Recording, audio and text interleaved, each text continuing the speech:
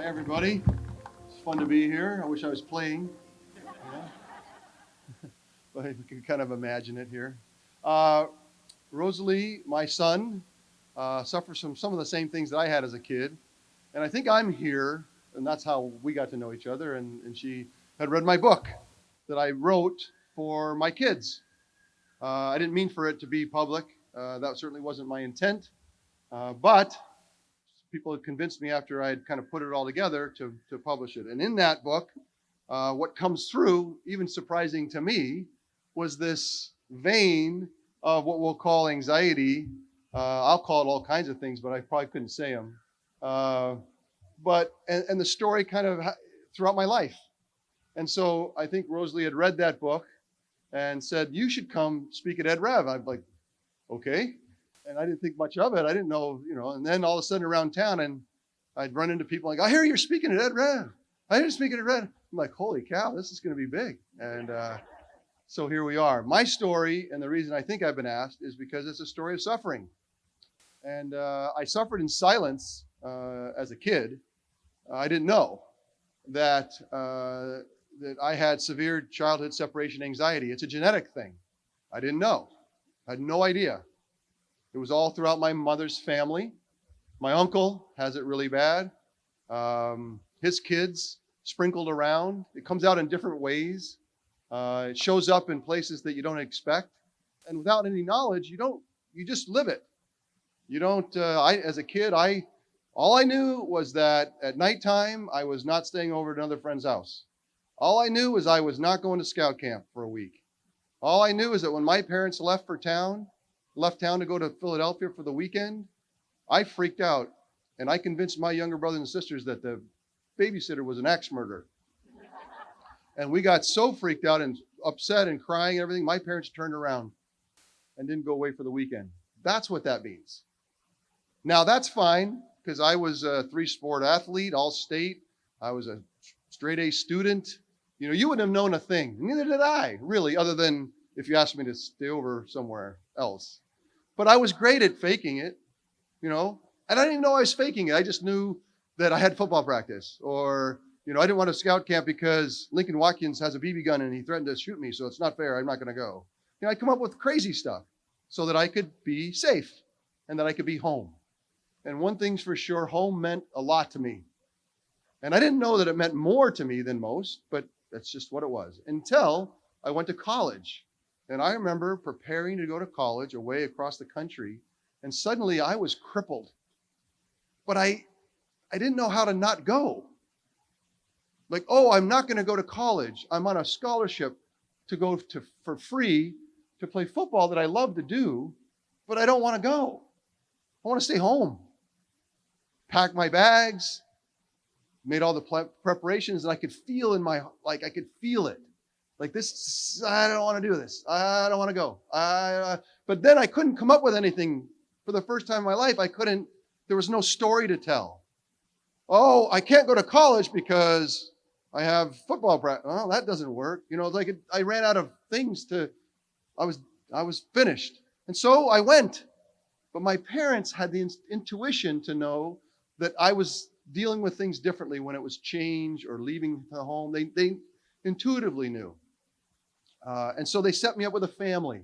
So when I landed in Provo, Utah to go to BYU, that there was this big family. She thought if there's a family there, that'll help him make the transition. And it really was magical. It made it survivable. For 4 months of my freshman year, I lived out of my suitcase, telling everyone I knew I was going home the next day. Like, oh, don't worry about it, I'm going home. I can't.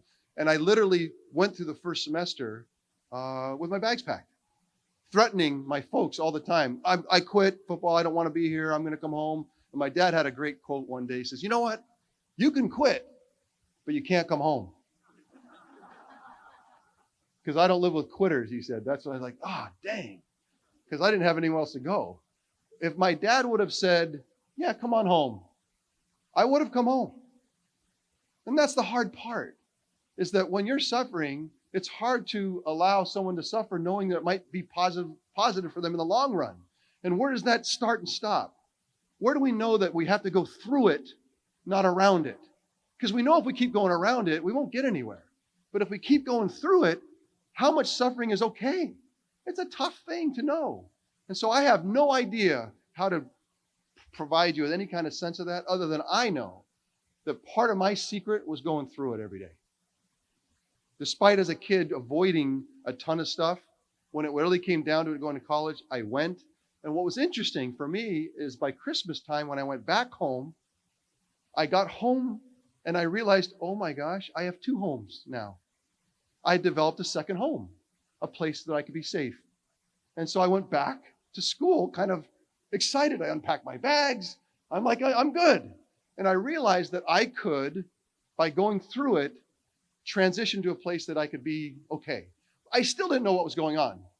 I still didn't know that I was different or that anything was, I should have, right? You thought, you don't act like the other kids.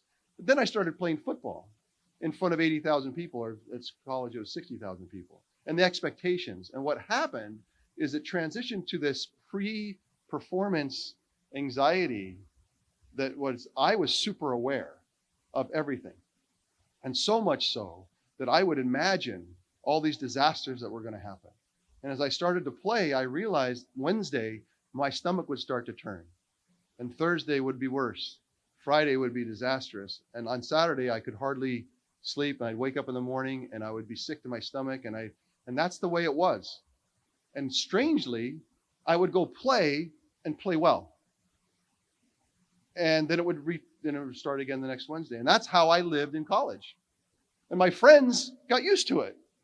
They'd say, oh, Steve's going through his thing, or Steve handles, the pressure a little differently.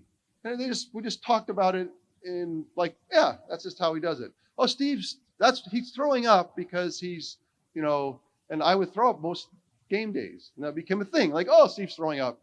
We're going to be fine. Every time he does that, we win. But you know what I mean? That's how we talked about it. That's what it was. And Steve just did it differently. And then I went pro. I remember thinking when they said you're going to go pro, I'm like, don't do it. You're not going to be able to do what you've been doing in college, because college was, you can do it in college. You survived it. You go pro and you get paid for this and you go through this, you're not going to make it. And down deep in my heart, I was like, don't do it. Don't. But there's this other part of me that was absolutely going to do it and was going to do it no matter what. And so that's the other part of anxiety, is like, there's pieces of you. And sometimes it wins and sometimes it loses, but most of the time it lost to me. And despite my best thinking, my most rational thinking, I did it. And I immediately paid for it. I immediately did get significantly more suffering as I tried to play. But the strange thing is I still played well, but the suffering was worse. And my friend Brent Jones was my teammate for the 49ers for years and years, and he was my roommate. And he was my doctor. He didn't know it.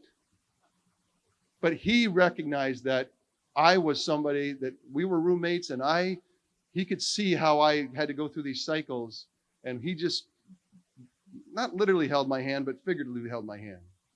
And he had a family that he was raising, and he would take that extra time to be there early on, the day before the game at the hotel to kind of walk me through everything. And we'd sit there and watch the same movie over and over and over because it was comfortable to me. He would not watch football on Saturday mornings and Sunday mornings because he knew that's not what and so he would, all the things he did to try to make it so that I could get through it. And so for 10 years, this went on. And I suffered in silence. My family, there's people that I knew I could talk through it, and hours and hours of just talking. We didn't get anywhere, but it allowed me to get this practice. It allowed me to get through what I needed to do. And those people were the angels in my life. They were the people that made it so that it could happen. Until 1991, and I'd replaced Joe Montana, and the expectations in the city were astronomical because we'd been to two Super Bowls and just missed one. We were the best of the best. The 49ers were the kings, and Joe was the king of the kings. And then it was me. And I don't know if you guys know about imposter syndrome. I didn't know about it till recently, but I was an imposter. Like that's how I felt. Like, what am I doing here? And then add to this anxiety that I was feeling, I felt it was overwhelming. Like as much as I could handle, this was too much. And there was a game that I remember it was the Atlanta Falcons, and about Thursday night, usually I could sleep. That's how I got through it, is I could always sleep. I stopped sleeping. Thursday night I didn't sleep. Friday I woke up. I called and said I'm sick. I can't come to work. Friday went by and I was in a hole. I could feel myself getting deeper in this hole. Like I don't know how I'm going to get out of this hole. And then Saturday night I didn't sleep again. And so then I've now been up for 48 hours, and now there's a game at Candlestick Park, and I got to go play it. And the people that I was living with, the family that had taken me in, and I was part of their family, and that's how I did it. They knew something was way different. And so they said, Steve, this is not right. This is unhealthy. This can't happen. You can't do this. And we've seen you suffering kind of through it and making it happen, and that's how you live it. We wondered maybe that's how Steve does it. But this is not right. And you got to do something. And I told them, I said, okay, I'll tell you what. If we win this game, because if you lose, you can't ask for help, because then you're finding an excuse. So I can't do that. But if we win this game, I promise that I will go to the team doctor and say something. I had no idea what I was going to say, nor did I want to. But I told him, I promise you, if we win this game, I will say something. That's how it had to get. That's how far it had to go. I was 33 years old. And so that game, I don't know, it's a miracle. I played really well. Do not sleep for 48 hours and try to play sports. But I can't tell you we won. And I remember as I was walking off the field, the promise that I made. And now I had to actually ask the question. I actually had to self-advocate for the first time in my life. I actually had to be vulnerable. And it was hard. I can't tell you how difficult it was in those circumstances to be vulnerable, and how far I had to go to actually be vulnerable.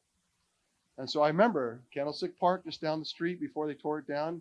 Underneath was the training room and the locker room. The training room was tucked under the seats, the first rows of seats. You could see the ceiling went up as the seats went up, and it would drip whatever was dripping. And it was below sea level, so it was always kind of a wet, dank place. And after the game, I was bruised, and I went into the training room, had my towel and icing down and so forth. And I thought, I promised I would say something. And so Jim Clint, I called him Reggie. That's what everyone called him, Reggie. And he'd been the team doctor for all the years of the 49ers success. And so he, in my mind, if he wasn't the king, he was he was in the royalty. And so I always was very respectful. And I thought, what am I going to say? And I just remember saying, Reggie. And he says, well, yeah, what? I said, can I talk to you in the corner? And we went to the far corner. It was almost dark. And I'm sitting there in my towel, and I was trying to start to tell him of what had just happened over the last 48 hours and how something's not right and how difficult it had gotten. And I kind of just was babbling, just telling him how I was feeling. And I was looking straight at him. And as I was looking at his face, I noticed that a big ball of tear came out of his eye and then fell. And then another one. And I go, Reggie, are you crying? And he looked me in the eye and said, Steve, I have dealt with crippling anxiety through medical school and all my life, and you are suffering from undiagnosed childhood separation anxiety. I said, I am? What? And so the next day, I was up at psychologist, psychiatrist, I can't remember which one, but a guy that he said, go talk to him, and he had 10 questions. And the 10 questions, if you answer yes to 6, you have adult, undiagnosed childhood separation anxiety. I said yes to 10. I said yes to 9. The 10th one about nightmares, I just don't remember. I don't remember. But he said, Steve, you have severe undiagnosed childhood separation anxiety. That knowledge was like, it wasn't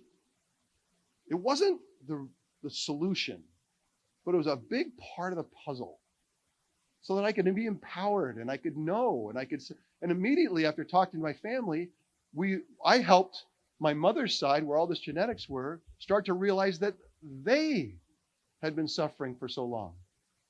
And so we found it sprinkled all over my mother's side of the family. And now we're like hawks on my own kids. And so for me, this story is not hard to tell. People go, Steve, thanks for opening up and being honest. And it's like, it's not hard.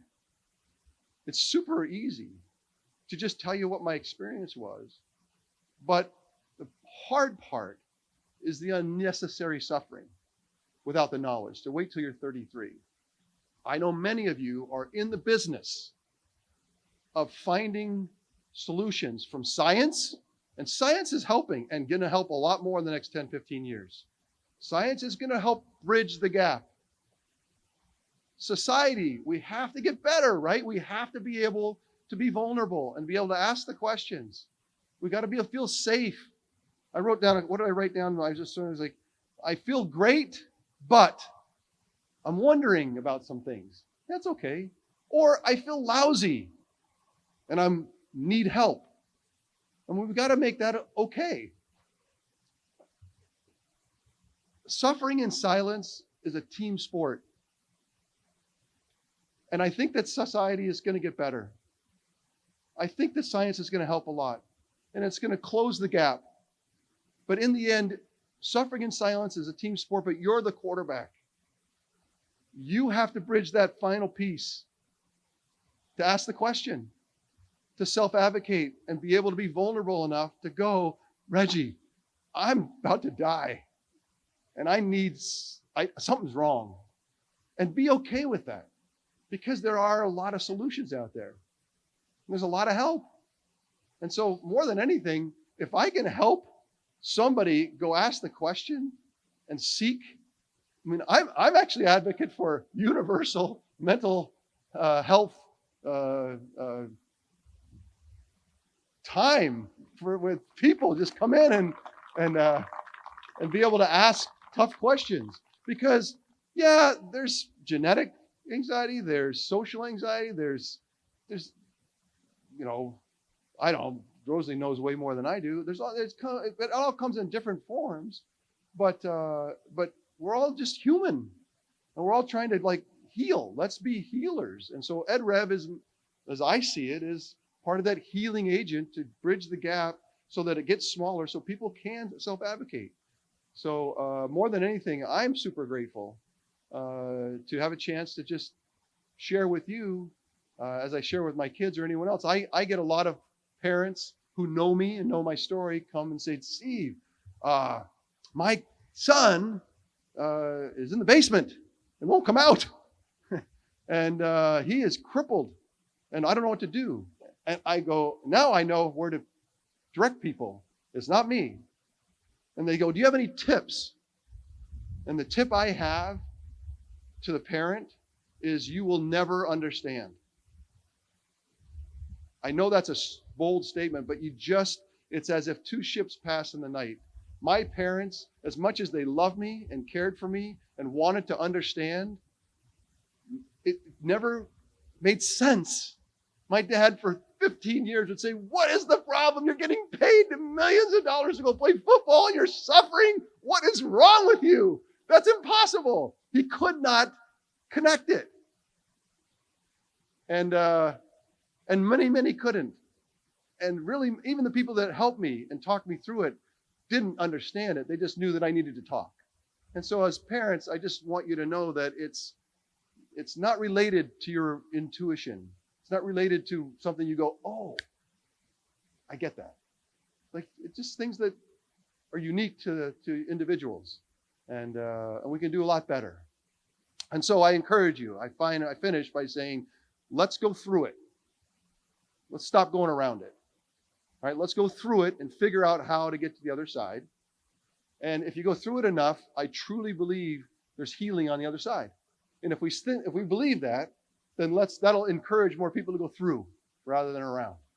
And then if we do that enough, we can get we can dream up all kinds of great solutions and futures. And so if my voice is helpful at all to help people be better self-advocates, what I say to you is don't do what I did. Don't wait till you're 33 under such severe conditions. Just go, hey, something's wrong. Help me out a little bit. For some reason, I can't go to scout camp, but I want to.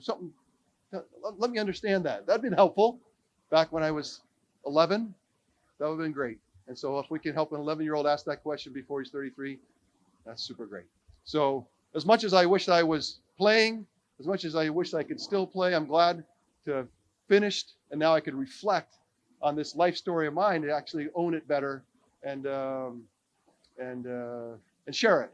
And so that's what I do today. And so thanks for the time. I'll probably run home to my kids, but thanks and good luck for the next couple of days, okay?